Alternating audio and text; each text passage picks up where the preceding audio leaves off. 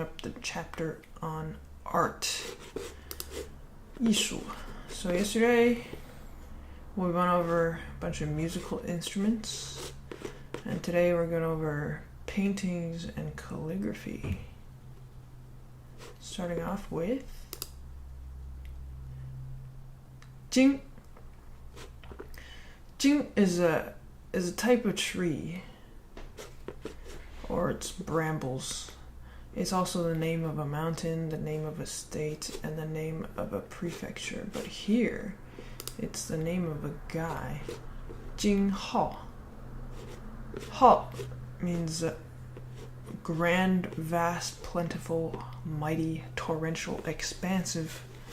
We're all talking about water, like huge, vast amounts of water.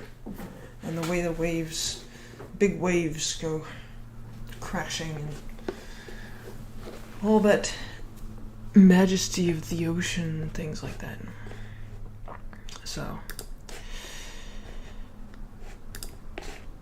Jing Hao was a painter, and this is his painting. His painting, which is called Kuang Lu Tu. So Kuang means to correct or rectify. That's the meaning that we still use it for now. There are other ones that we don't use anymore. Lu is a hut, cottage, hostel, or lodge. But this Kuang Lu Tu is called Kuang Lu Tu because Kuang Lu is the name of the mountain that's depicted in the painting. So this is Jing Hao's famous painting. Yeah, kind of better resolution on this. About as good as it gets. So this is part of a genre of Chinese painting called shanshui. It is a landscape genre, but it's specifically mountains and bodies of water. Shanshui. And another feature that a lot of Chinese paintings have is they got calligraphy on the side. These are everybody's signature stamps.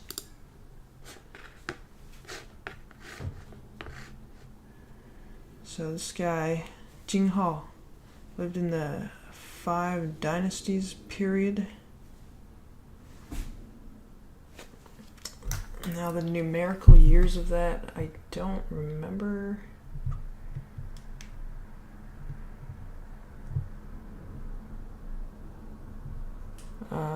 Between the fall of the Tang Dynasty and the founding of the Song Dynasty, so it's 907 to 960.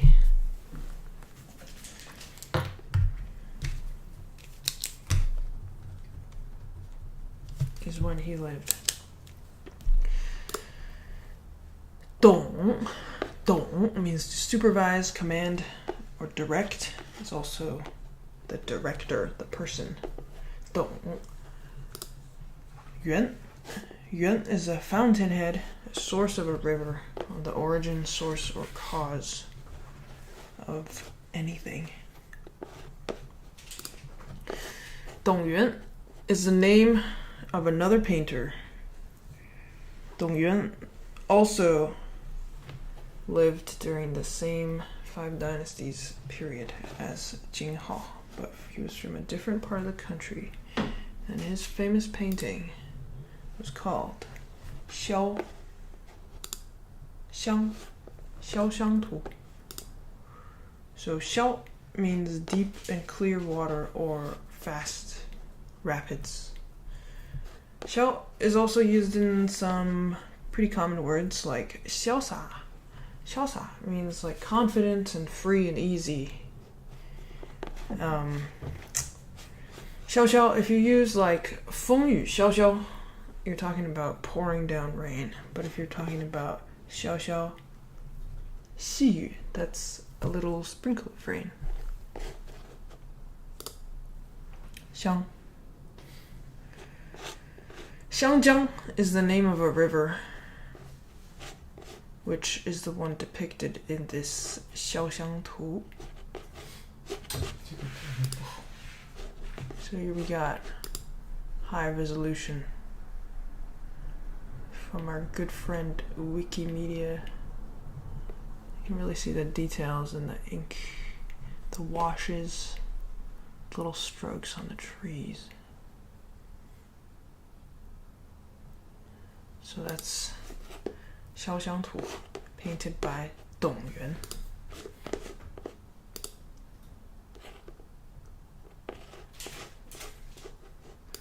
Xiang is also the short name for Hunan province. So those single character short names for the provinces are like you're gonna see on license plates in China. Mi is rice. It would be a shelled or husked seed similar to rice. You can also refer to a bit or a meter, the unit of length. Fu refers to luxuriant vegetation. And Mifu is the name of another artist. Mifu lived a little later than the previous two guys, from about 1051 to 1107, the years. And he is a calligrapher and a landscape painter. So in landscape painting, he was pretty influential in the 写意 style, sort of more loose and impressionistic style. So you can see some of his calligraphy, some of his paintings. Like this is our nice high resolution one. Let's see how broad the brush strokes are. It's not going after realism. It's just going after the feeling, the meaning of it without the exact form. So that's in opposition to the other style in Chinese painting traditionally, which is called gongbi, which is this like really detailed and precise and cleanly rendered painting style.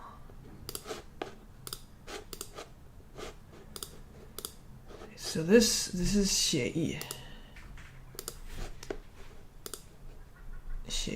and this is 工笔.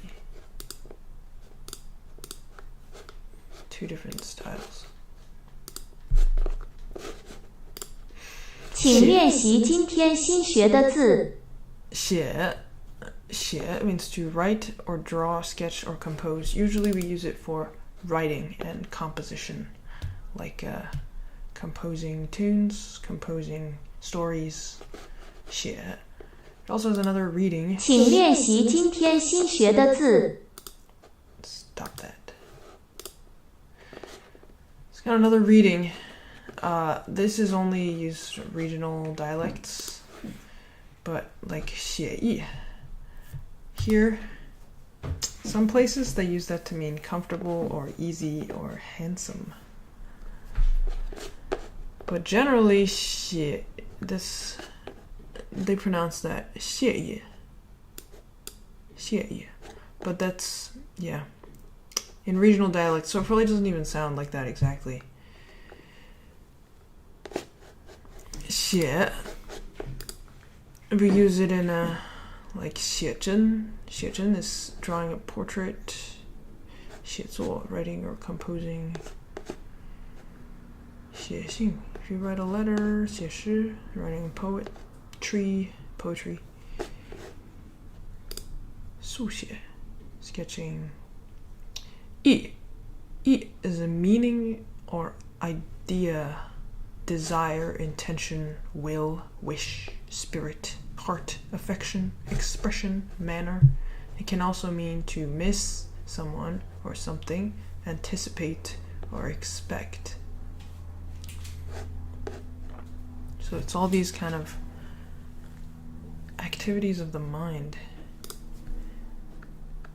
写意. That's what I meant when it's giving just an impression, right? You're drawing the meaning, you're painting the meaning of the thing, not its actual form. 悲 means sadness, sorrow, or grief, solemn, compassionate, pity, or lament. So for tragedies are called 悲剧. 悲伤 would be like, where 伤 is the wounded, 悲伤 is like so full of sorrow and grief that it's like a wound. 红 is kind of a literary word, not used in regular conversation. It can refer to a swan or a goose, or a type of goose that's called a swan goose or a bean goose. It can also mean great, large, powerful, energetic, or refer to letters, written correspondence. But here, 悲红 is another person's name. He's actually, his family name is Xu. It's Xu Beihong. And Xu Beihong was famous for painting Jun. Jun means a spirited horse, a fine steed. Jun. Ang means to hold your head high, hoist, rise, raise something up, lofty and proud, soaring, being in high spirits, or something that is expensive, the high price. So, there's one of his beautiful horses. You'll see here, that's the man himself. You see, he just specialized in painting horses. He did paint other animals as well, but he's most famous for the horses. So he has a tiger. He got a lion. Pretty cool lions too. It's not loading high resolution, but a cat.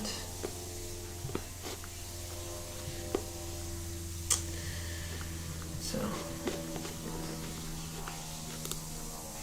pretty much all animals though. Different kinds of animals. But they are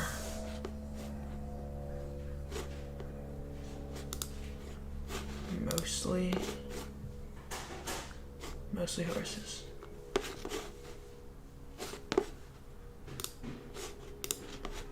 How big does this one get? Big broad brush strokes. That's something else.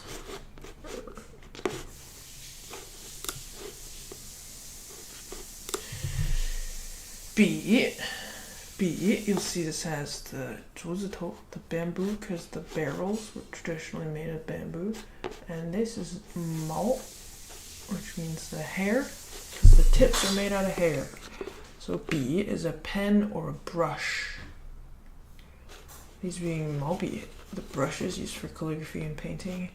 And the pencil is called a 铅笔, and fountain pen is called 钢笔. And this is a fine liner, not exactly sure what that would be called. But like a ballpoint pen would be called a 圆珠笔, and so on and so forth.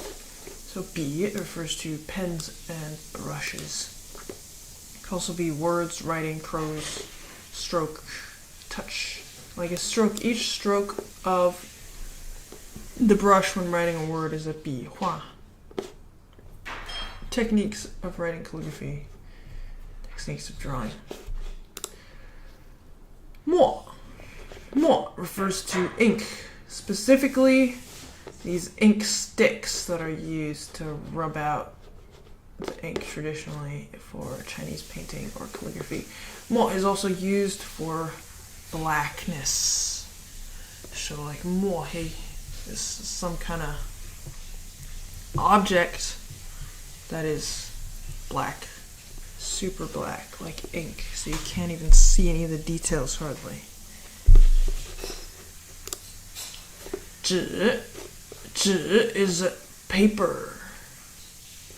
zhi is also used as a measure word for counting pages of letters or other documents, but the basic meaning of it is paper. Yin. Yin is the other part. It goes together with the mo. It's the ink stone. So if you watch this video, you can see you put water on the ink stone, and then you take that ink stick and you rub it gently across the surface, around and around, and then the ink from the stick dissolves into the water that you put on the stone. And then once you have your ink, you can start painting with it.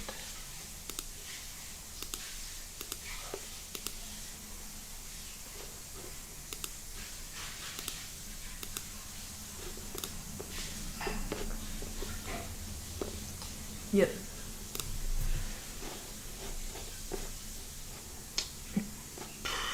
Oh yeah, you'll notice that this on the left is sh is a rock, and this on the right is jian for the sound.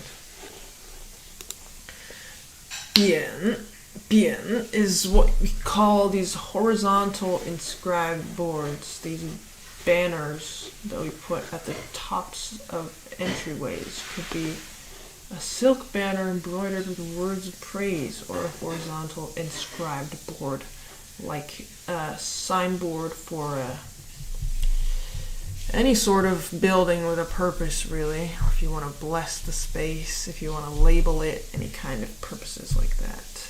It can also be a big round shallow basket, but in this context, we're referring to these. Generally they go over doorways. Mate. Mate. This wood here. And mate. It's a lintel over the door, or a cross beam. So you'll see like here over the window and here over the door. These are meigang. Ying. Ying refers to the principal columns of a hall, and this got glitched out. It should be smaller.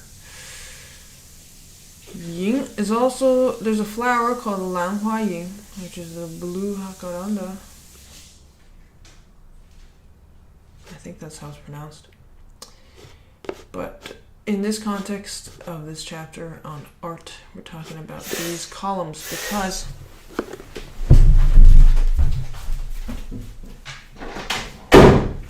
just close the door. Because these columns are often also inscribed with calligraphy, like these. And this is where you might put the bian. Can have all three covered in words. This is a decorative feature that's very common in Chinese architecture. They love covering everything, all their buildings, with calligraphy.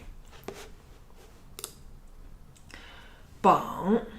Bang is specifically for notices and announcements, which originally this would be also inscribed in a wooden board. But it could also be paper. It's often used for lists of successful candidates or examinees. Like when people like here's all the people who passed the test, and you put their names on there and you stick it up as a notice, like this. So bangyang. Bangyang is a very common word. Bangyang means an example or a role model.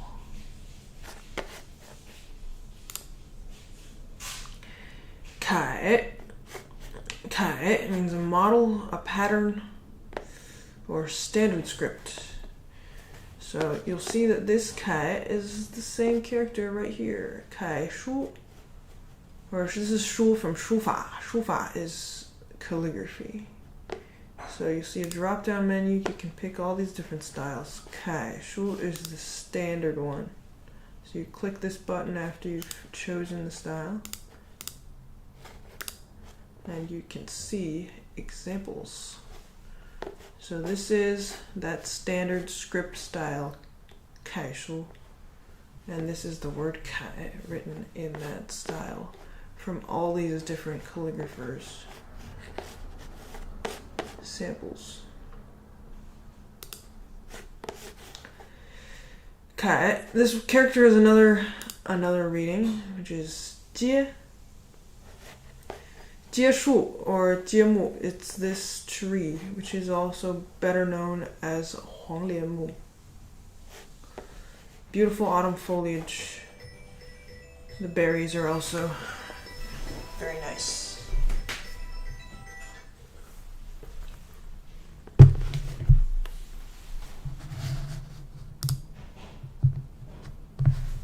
Hold on one second.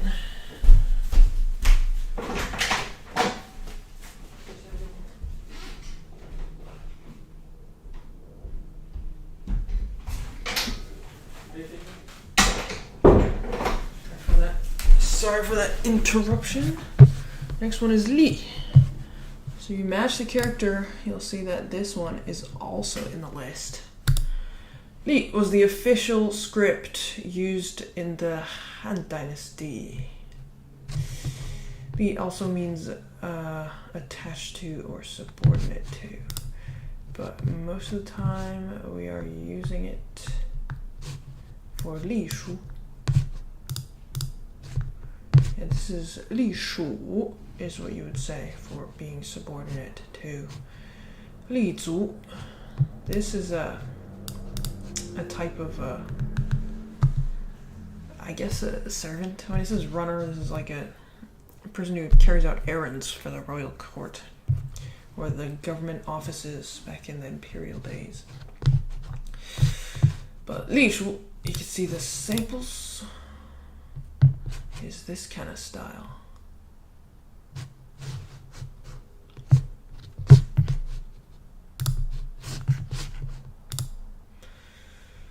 Zhuan. Zhuan is a seal character, a seal of office, an official position, also to carve or to engrave on one's mind. It's kind of a more figurative meaning. So 篆 is also a style of calligraphy. 篆书, seal script is what we'd call it in English. It's this style.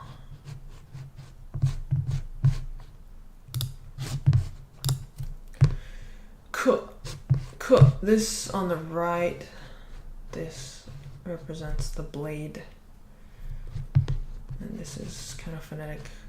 Ke means to carve, engrave, or cut. It can also mean cutting, like cutting remarks, harshly critical or oppressive, be urgent. A quarter hour is called 1刻. It's like 15 minutes. So if it's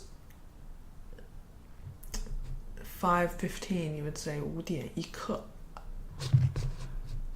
A 10刻, it could be like a moment in time or a classifier for short time intervals. You'll see in here, not only is there 篆书, which is the style of seal script regardless of what it's written on. Also have 篆刻, which is specifically engravings made in this style. 篆刻, because the seal script is used for seals. These seal stamps, which use the red ink, and these are commonly used for the signatures on calligraphy pieces or paintings. You'd carve your name into it, or some various other information. So you'll see that these can become very dense and abstract, with the strokes kind of all melding together into more of a kind of abstract picture than a word. But that's the beauty of Chinese characters. Bait, it's got rock on the side again, so this is a upright stone or stone tablet. Stone tablet with an engraving, with an inscription. 碑帖. So Beitiet is what you would call the stone tablets with calligraphic inscriptions in them. Tiet also refers to 字帖. 字帖 is these copies, which they're negative because the negative ones are made by making rubbings of calligraphy engraved in stone or wood, because the characters then are depressed into the surface. You put the paper over it, you make a rubbing, and then you can copy it. You can learn from the masters of calligraphy. So tiet in the old times also referred to bookmarks, which were written on cotton or silk labels. A register, like a register of names of students or what have you. A tablet. Antithetical couplet refers to things like this. This would be called a 春帖, or more commonly 春联. 对联 is what these are called, but 帖 is also a synonym for that. 对联, I think, is a more common word for them, because each of these is a 联. So because you read right to left, top to bottom, so this is 上联, it's the first one, and this is 下联, the second one. So this is 一年好景同春到，四季财源顺意来. So you'll notice that it's called antithetical because the two lines of the couplet have to match precisely. So you'll see this is 一年 is like 1 year, and 四季 is 4 seasons. So it's like same type of, it's got the same rhythm, it gives the same type of idea, but it's like two lines that kind of face each other. It's 对. They're a matched set. And this is where you have that across the top, and then you have these on the columns or on the sides. 春联 is specifically the ones that are festive decorations for the new year, because the new year is called 春节, the start of spring in the Chinese calendar.